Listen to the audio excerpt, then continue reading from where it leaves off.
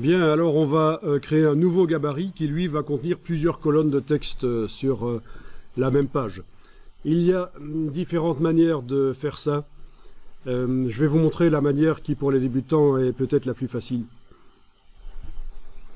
Dans la palette page, vous allez demander de faire un nouveau gabarit.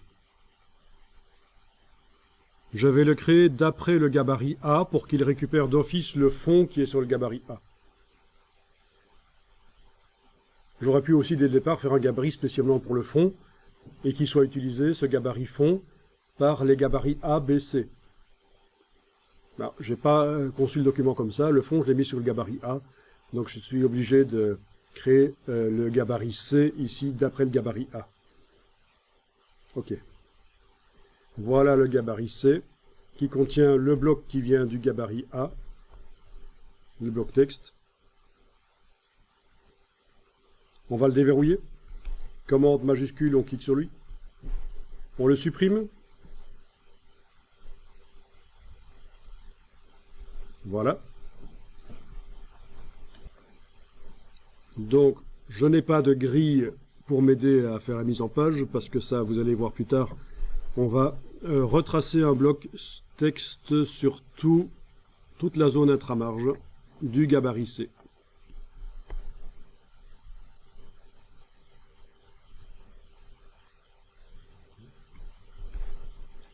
On va faire 3 colonnes. On va diviser le... Où sont mes options? Chouette. Alors, les options, on va peut-être remettre à 0 ceci. Voilà. J'ai remis à 0 les palettes parce que j'avais perdu mes options.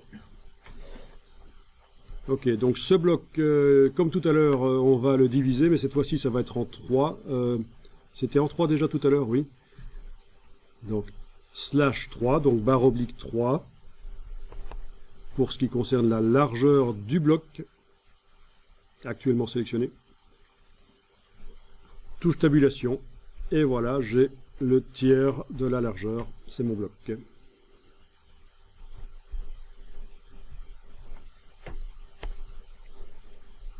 Avec la touche Alt et majuscule, vous allez le déplacer comme ça. Vous avez obtenu une copie. Il y a en fait 2 blocs maintenant. Avec Alt et majuscule, vous allez à nouveau le déplacer comme ça. Vous avez 3 blocs pour faire 3 colonnes de texte.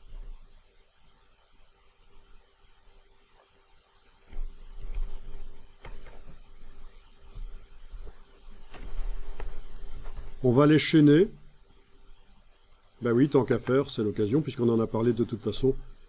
Vous allez voir comment on chaîne des blocs. On va faire en sorte que le texte, une fois arrivé en bas de la colonne, va couler dans la colonne du milieu, puis coulera dans la colonne de droite, bien sûr. Vous activez le travail sur la colonne de gauche, là, avec la flèche noire, vous activez le travail sur la colonne de gauche. Vous cliquez sur la porte de sortie, c'est le petit carré qui est là. Et vous lâchez le bouton de la souris. Je le dis parce que, généralement, quand je dis aux stagiaires de cliquer là, ils enfoncent le bouton de la souris et puis ils essayent de tirer. Ben non. On clique. Avec l'icône de chaîne qui est là, vous allez cliquer sur le bloc du milieu. Mais attendez, on peut faire tout à la volée en fait. On peut chaîner plusieurs blocs à la volée. Si vous enfoncez la touche Alt, vous allez pouvoir cliquer sur celui du milieu et puis directement sur celui de droite, sans devoir cliquer sur la porte de sortie de celui du milieu. Voilà, on a chaîné. On a vraiment du chaînage. D'ailleurs, si on bougeait les blocs avec la flèche noire, on le verrait. Comme ça, on voit les élastiques. Je remets en place, hein. Je vais annuler le déplacement, là c'était juste pour montrer qu'on voit les élastiques. Ce qu'on a demandé, menu affichage, afficher le chaînage de texte. Donc voilà, on a d'office sur la page du gabarit C, on a d'office 3 blocs qui sont chaînés pour faire 3 colonnes.